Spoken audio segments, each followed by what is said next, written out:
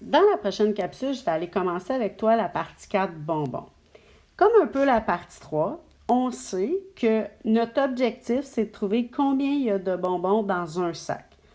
On sait que de chaque côté de mon égalité, la quantité de bonbons est la même. Mais je ne connais pas la quantité de bonbons qu'il y a dans un sac, mais je sais que c'est la même quantité dans chacun de mes sacs. La première chose qu'on doit faire quand on a un problème comme ça, c'est pour être capable d'aller utiliser l'algèbre, il va falloir, premièrement, définir notre inconnu. Donc, nos inconnus, c'est quoi? C'est le nombre de bonbons par sac. Donc, une fois que je l'ai défini, je peux utiliser la variable. J'aurais pu utiliser une autre variable que x. C'est toujours une lettre minuscule qu'on utilise. Si je traduis, je peux dire que j'ai 3 sacs, donc 3x, que je ne connais pas le nombre de bonbons dedans, plus 7 bonbons, qui est égal à 5 sacs plus 3 bonbons. Je sais que mes deux côtés de l'égalité sont les mêmes, que les deux côtés de l'égalité sont réduits au maximum. Donc, je peux commencer à penser à enlever des choses. Donc, quand je pense à enlever des choses, j'ai le choix d'enlever des sacs ou d'enlever des bonbons. On va le faire en premier en enlevant des bonbons. Donc, un peu comme quand on a fait la partie 3. Bien, on se demandait combien de bonbons je peux enlever de chaque côté que je connais. Donc, réflexe, j'en ai 3 que je suis capable d'enlever de chaque côté. Donc, je peux faire moins 3 bonbons à gauche et moins 3 bonbons à droite. Et je l'écris toujours sous l'information. Donc, c'est sous les bonbons. Je ne vais pas l'écrire sous les X parce que les X, c'est les quantités de sacs. Une fois que j'ai dit que j'allais enlever 3 bonbons, je vais faire une ligne pour dire qu'est-ce qui reste après que j'ai enlevé 3 bonbons de chaque côté. Il va rester à gauche 3 sacs plus 4 bonbons, qui est égal, mais égal doivent être vis-à-vis, qui est égal au fait qu'à droite, il reste 5 sacs, puis il ne reste plus de bonbons. Fait que je n'ai pas besoin de rien écrire. Là, maintenant, j'ai enlevé des bonbons en premier. Mais là, ce que je réalise, c'est qu'il me reste des sacs de chaque côté. J'ai le droit d'aller enlever des sacs de chaque côté. Mais ce que je fais à gauche, il faut que je le fasse à droite. Comme la plus petite quantité que je peux enlever, c'est 3, je vais aller enlever mes 3 sacs à gauche. Ce qui va faire, je peux en enlever aussi 3 à droite. Et quand j'enlève des sacs, il faut que je le dise que c'est des sacs. Donc, il faut que j'écrive moins 3x. Je ne peux pas juste écrire moins 3.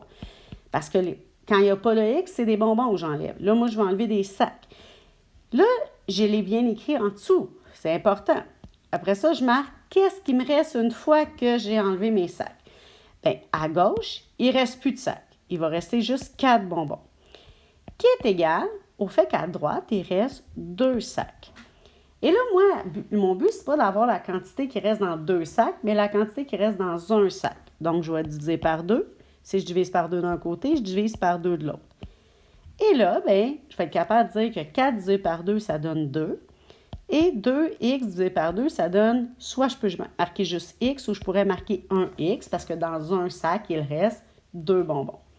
Ça, c'est la première version. Mais un autre élève pourrait décider lui, il ne veut pas commencer par les bonbons, il veut commencer par les sacs. Ça serait aussi bon. Fait que je vais faire deuxième version. Je pars toujours avec mon même problème. J'ai la même chose. Donc, j'ai 3 sacs plus 7 bonbons qui égale 5 sacs plus 3 bonbons. Donc, si je le fais avec la deuxième stratégie, donc, je commence. Mais au lieu de décider que je commence en enlevant des bonbons, je peux décider de commencer en enlevant des sacs. Donc, j'ai 3 sacs que je peux enlever de chaque côté et je sais que mon égalité va rester la même. Donc, je peux décider de faire, j'enlève 3 sacs de chaque côté. Et je les ai bien écrits en dessous de mes X parce que les X, c'est les sacs. Qu'il n'en reste plus à gauche, mais il reste 7 bonbons pour le moment à gauche.